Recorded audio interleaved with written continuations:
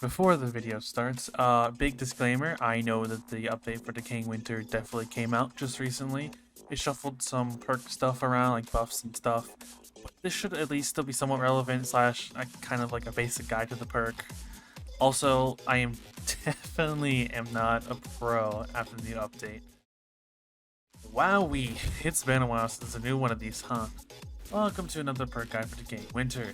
Today we'll be going back a bit and looking at the Berserker, most likely an adrenalne junkie, and also because I kinda did sob over burrs and another perk. As per usual, we'll be going over the perk's pros and cons, the ability, traits and equipment to run, and some gameplay tips to help you not think you're a brainless monkey with this perk, because by the way, you're not.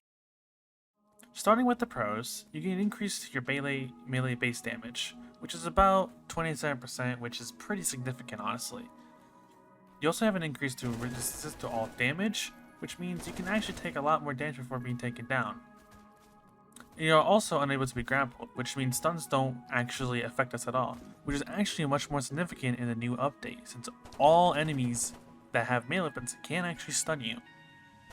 However, on the downside, our recoil control and hipfire accuracy takes a large penalty, which means guns aren't really very much viable with this perk, but it can still be used, but we also scavenge less ammo. Overall, you can definitely see that this perk is very much melee oriented and a frontliner, and gun second. Onto the ability, we have the Calamity Serum. Upon pressing F, you inject yourself with literal steroids, giving you an increase in attack damage, speed, negates cripple and fracture temporarily, and something that we call Bloodlust. To quickly go over Bloodlust, it's basically just gaining 2 HP per heavy hit and 2 HP on kill while it's active. You can increase the duration of the serum by scoring kills or parrying attacks, by pressing R if you have a melee weapon, or the trade for fists. If the duration ends, you're going to become fatigued, which means your damage is going to be decreased by a lot until it goes away. Also, you will get tinnitus for like a few seconds. There is only really 4 trades that you should run with the Berserker. Only 3 in my opinion though. First, Impatient. More speed definitely does not hurt, and you combine this with the speed boost of the Calamity Serum.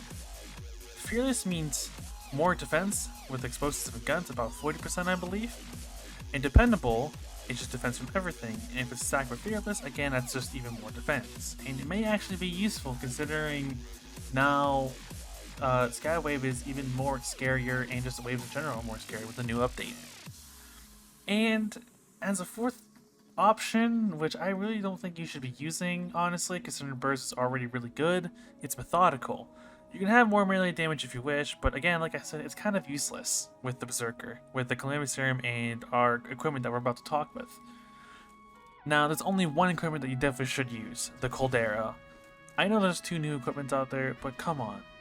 And I know the throwing knives actually, especially, but again, come on.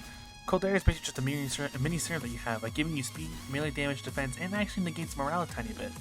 So why would you use anything else? And like I said, despite throwing knives being buffed, I still think Caldera wins with the Berserker a lot.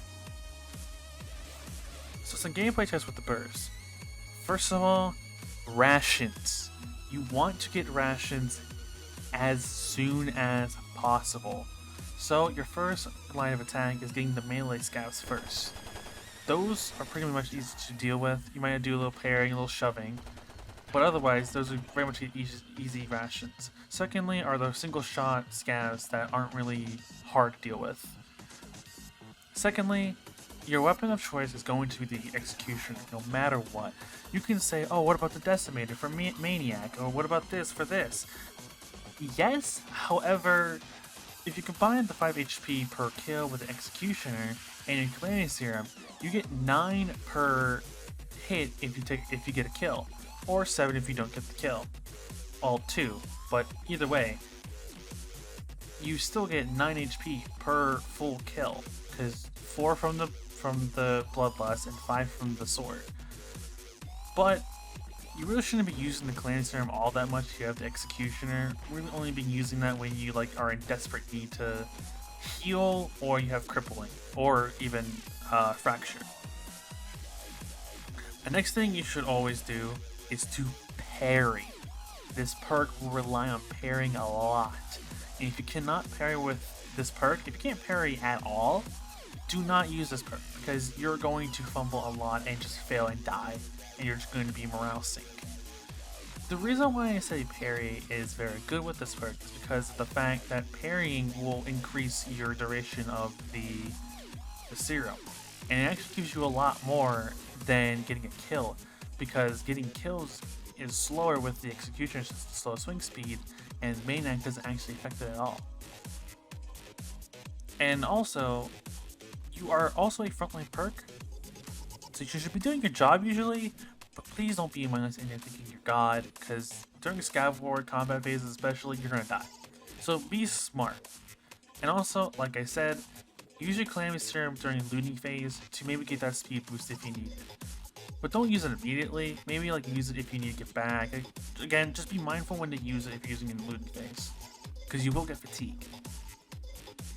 However, I think they should wrap up the funny Berserker, man. It's really not that hard of a perk really to understand, but it's really hard to at least wrap your head around and actually master the perk. I'm definitely not really good with Berserker at all, but he definitely is very fun to use, and hopefully this kind of helps you understand a little bit of the Berserker's role and things that you should definitely do with the Berserker.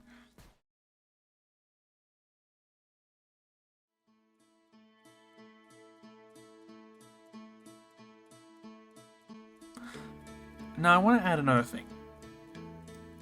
Like I said, I do know the new update came out for Decaying Winter, and I know 3 perk expansions just came out: the Drifter, the Crosslink, and the Apostle. Now, I will be doing a perk guide review on all of them, like a perk guide, you know, understanding about all of them, things to do and all that, like I do with the other ones. But I'm gonna need time on that one because those are new, and I'm gonna need to get a little bit of gameplay on my end on those. I have them all unlocked, don't worry. But definitely going to need some time on those. But for now, I'll be doing the normal perks before Rash Stranded update. And I know there's new equipment. I know there's enemies. I know a lot. I know it's Ledger Queen. I know the new game mode. I know throwing knives are OP. If you want me to do something for Last Stranded, I know a lot. Basically, for Last Stranded, I know a fair bit. But if like you need me to do a guy on Last Stranded, I can. Last Stranded. I don't know what the hell's going on. But if you need me to do something on that, like a little smitty guide, like what to buy, what to get, what to not get, I could definitely do that. But for now, I'm only gonna be sticking with Decaying Winter stuff, I guess, to say, till whatever. But yeah, hope to definitely see you guys in the next one. I will be making more now that the new update is out. See you later.